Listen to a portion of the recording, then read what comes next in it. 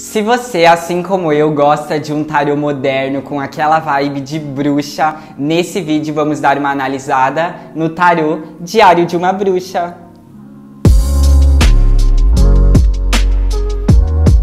Oi gente, meu nome é Ângelo Gabriel e você está na Jornada do Eremita. Aqui a gente fala sobre tarô de maneira leve e descomplicada.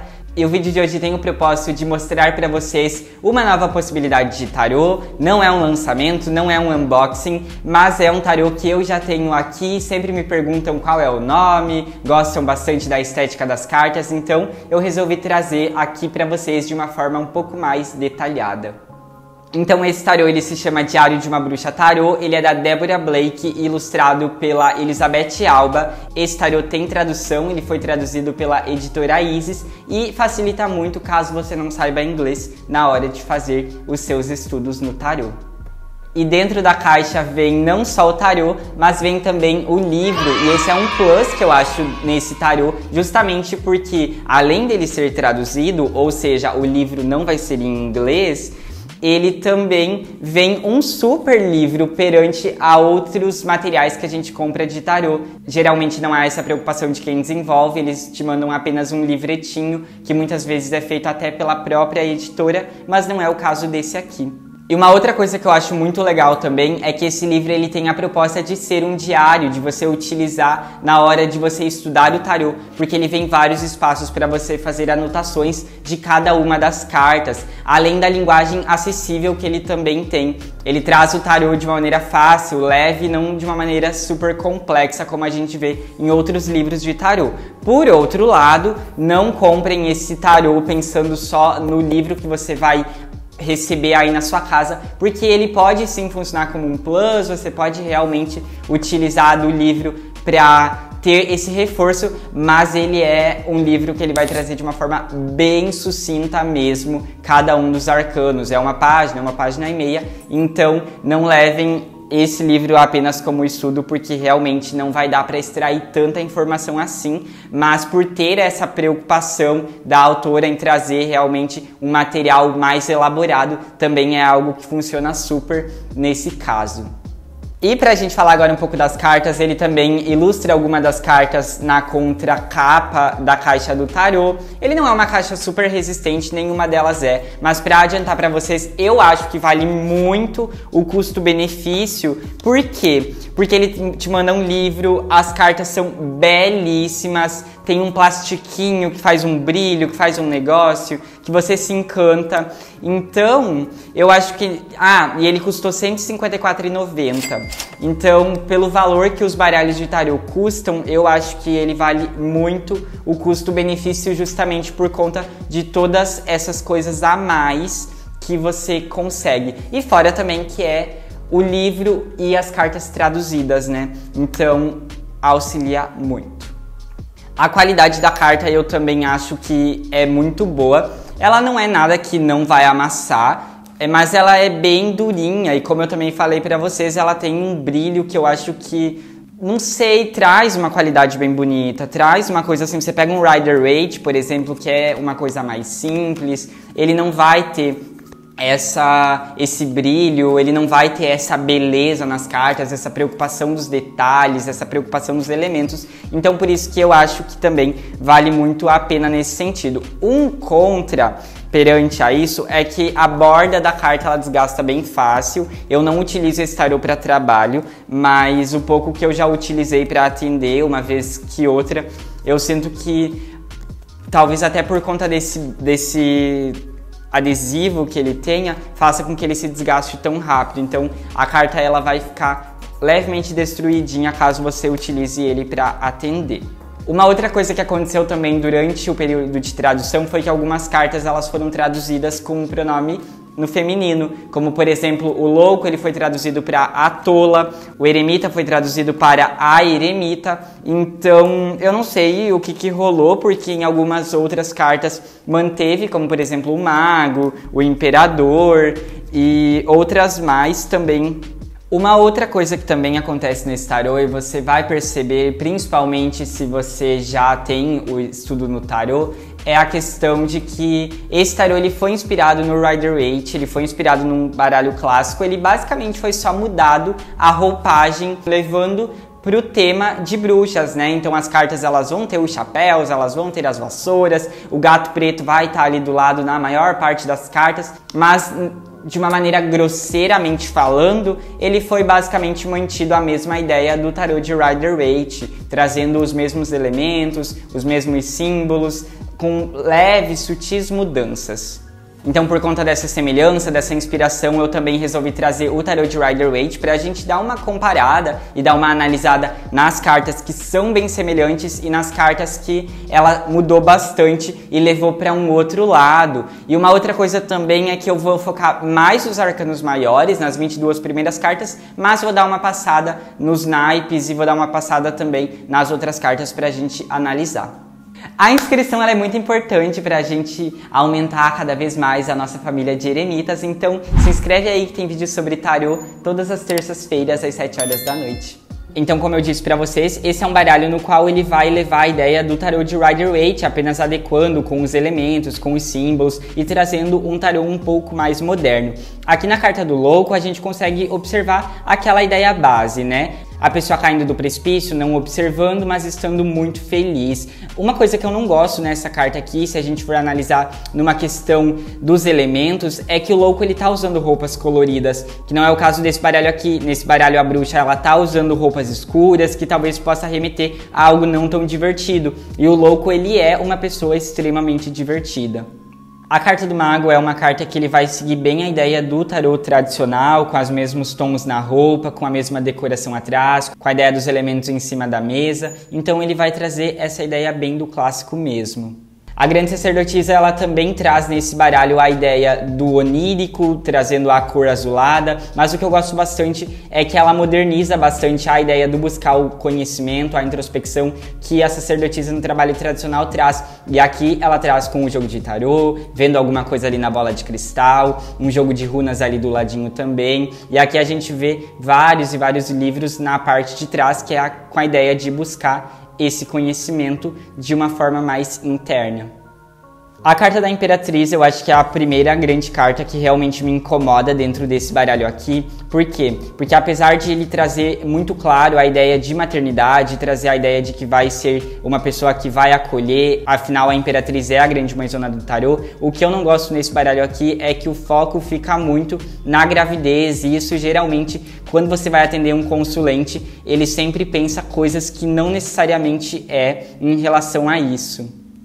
O Imperador é a carta que vai realmente comandar, que vai ser o grande comandante dentro do tarô, que vai impor ordens, e aqui nesse baralho moderno ele traz a ideia bem fiel, realmente do tradicional, com armaduras e com aquela pessoa que vai até demonstrar a rigidez. O Imperador que fala tanto sobre planejamento também traz aqui de uma maneira bem explícita dentro desse baralho. O Hierofante é a primeira carta desse tarô que eu realmente não entendo muito sentido o que a autora quis dizer, porque o Hierofante é aquela carta mais espiritual, que vai trazer a ideia do guia, né?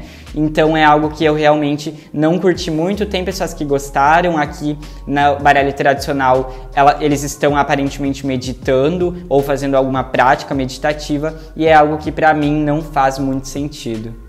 Os Enamorados também é uma carta que eu realmente não gosto dentro desse baralho, porque apesar dessas cartas elas serem muito bonitas, é uma carta que vai representar muito a questão do amor, e os Enamorados não fala sobre isso. Os Enamorados traz sim as ideias das parcerias, das relações, fala sobre essa questão da paixão em alguns aspectos, mas não é só isso. E aqui nesse caso parece que é realmente dois namorados que estão ali firmando alguma coisa dentro de um ritual, alguma coisa nesse sentido. Então é uma carta que eu não gosto no sentido do contexto, apesar de ser uma carta bem bonita. A carta do carro eu gosto bastante da modernidade que esse baralho traz, mas eu não gosto muito sobre essa ideia da escolha de um caminho, porque o carro não fala sobre isso. A carta que fala sobre escolhas é a carta dos enamorados, porque o carro fala só sobre aquela constante movimentação.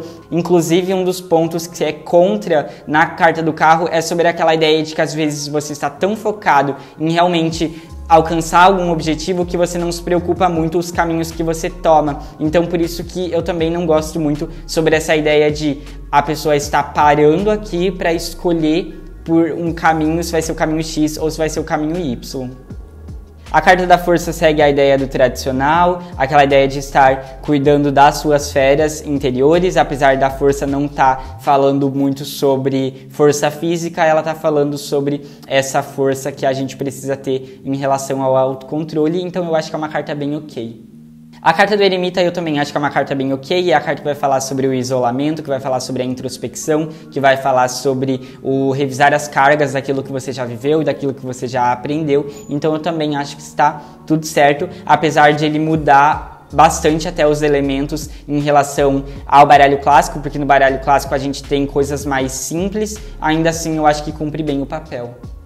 A Roda da Fortuna eu também acho que está bem incrível, inclusive é uma das minhas cartas favoritas dentro do tarô, porque a ideia de que os ciclos eles vão se repetir, ou a ideia também de que hora você está vivendo uma coisa, hora você está vivendo outra, hora você está embaixo, hora você está em cima, hora você tem determinados recursos, hora você não tem esses recursos e tem outros, então por isso eu também acho bem ok, mas eu acho bem genial a forma que foi representada.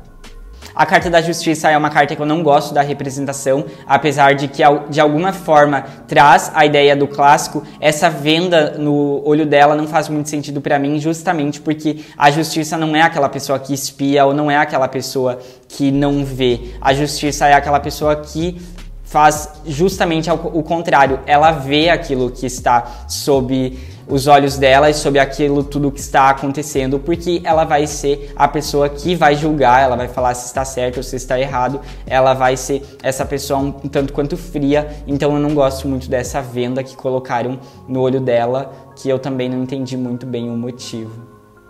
O pendurado traz uma ideia bem parecida com a Tarot de Rider-Waite, que é aquela ideia de estar numa posição estagnada. Uma coisa que eu gosto bastante dentro desse baralho é que ela traz as nuvens representando a confusão mental, que é o que o elemento do ar, que é o elemento de espadas, representa bastante, que é o que eu não gosto na carta do louco, porque aqui também a gente tem bastante essas nuvens que podem causar essa confusão em relação à confusão mental e coisas mais, que é uma coisa que o louco não representa. No mais, aqui falando do pendurado, eu acho que tá bem incrível, tá bem ok. A carta da morte é uma carta que traz bastante a ideia do sombrio, e eu não sei se eu gosto muito justamente porque pode causar um susto em quem tá vendo pela primeira vez, ou a pessoa pode realmente ficar um pouco atordoada caso venha a cair em uma tiragem, e a gente sabe que a morte não fala sobre morte de maneira literal. Mas, por outro lado, o que eu gosto é a ideia aqui do renascimento, né? A ideia aqui de que há uma luz no final do túnel, há realmente coisas que você pode buscar, que é o novo, e não se manter nessa mesma posição. Então, nesse caso, eu acho legal. A carta como um todo, trazendo a ideia do sombrio, com fumaças e afins, é algo que eu não gosto tanto. A carta da temperança, que é aquela carta que vai falar sobre o caminho do meio, é uma carta que eu acho bem ok, bem legal, justamente porque vai exigir a concentração para realmente tomar uma atitude. É aquela carta que vai ser mais morna, que não vai ser nem racional e nem emocional demais, vai agir bem pelo caminho do meio. Então eu acho essa carta bem legal, acho que cumpre o papel e cumpre o significado. A carta do diabo eu gosto bastante dentro desse tarô, justamente porque vai trazer a questão da manipulação de uma maneira bem forte. Não tenho tanto o que acrescentar em relação aos significados, porque o diabo ele também vai representar o carnal, também vai representar essa ideia do vício e etc. Mas nem no próprio tarô tradicional ele não traz de uma forma tão explícita. No tarô tradicional ele traz a questão mais da manipulação, então eu também acho que cumpre bem essa ideia e eu gosto bastante da ilustração. A torre também vai representar aquele caos, aquela ruína, vai representar aquilo que vai se quebrar de uma hora para outra, então eu acho também que aqui nesse caso tá cumprindo bem o seu papel. Acho a carta lindíssima, o tarô como um todo ele é bem bonito, a questão das cores, a questão de estrutura e etc. Então eu acho que aqui nesse caso tá bem ok. A carta da estrela é aquela carta espiritual, é aquela carta que vai falar bastante sobre esse mundo mais místico. Gosto bastante da ilustração, vai representar bastante as emoções aqui na água, inclusive ela está com os pés dentro d'água para representar essa parte emocional e vai representar bastante aquela parte da espera, né? Aquela parte de que olha, se não aconteceu agora é porque tudo tem um propósito, tudo tem um motivo. Vai representar aquela ideia da fé, aquela ideia de ter um pouco de calma, não está no seu controle necessariamente. Então traz bastante essa ideia da questão dos poderes, da questão mais do universo que vai realmente trazer uma resolução do que qualquer outra coisa. Então eu também gosto bastante dessa carta.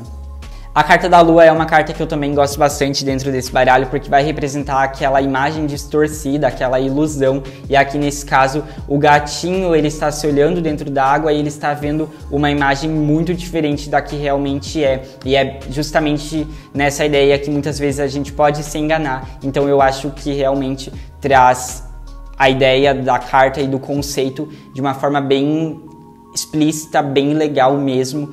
A carta do Sol também, a carta belíssima, que vai trazer a pessoa mais jovem, a pessoa já formada e a pessoa anciã, e isso tudo tem uma correlação em questão à bruxaria, né, e a todos os ciclos e etc. Gosto bastante também em relação à perfeita harmonia que o Sol traz. Os girassóis, eles também estão aqui presentes, da mesma forma que tem no tarô tradicional, e a gente sabe que tem um significado que é: o que for igual não se destaca. Aquilo que brilhar de forma intensa, que for único, é o que realmente vai se destacar. Então eu gosto bastante também dessa ideia dentro desse baralho, e é algo que eu gosto bastante dessa carta também.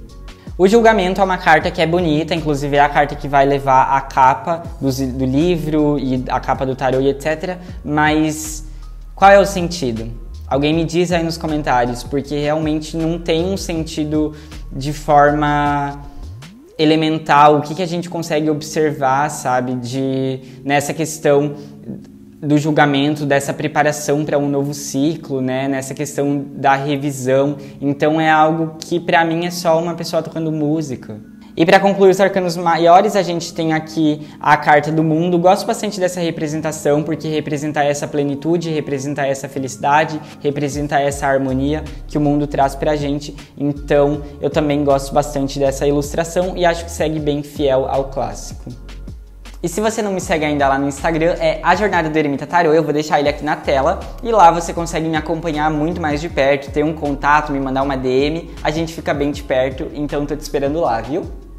E passando agora para os naipes, vou passar bem mais rápido, de uma forma mais breve mesmo. Vocês vão perceber que também tem uma semelhança bem forte com o tarô de Rider-Waite. Vai ter algumas cartas que vai ser diferentes, mas é sobre isso. Nos naipes vocês também vão perceber os elementos bem presentes, como por exemplo, no naipe de paus a gente vai perceber o fogo, no naipe de copas a água, no naipe de espadas as espadas e no naipe de ouros os ouros.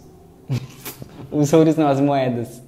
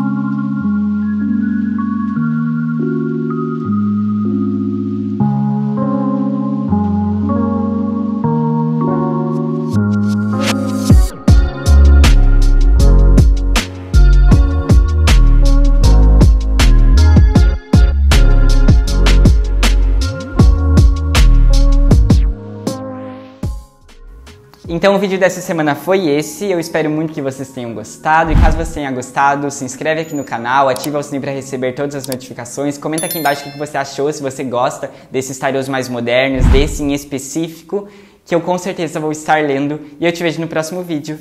Tchau!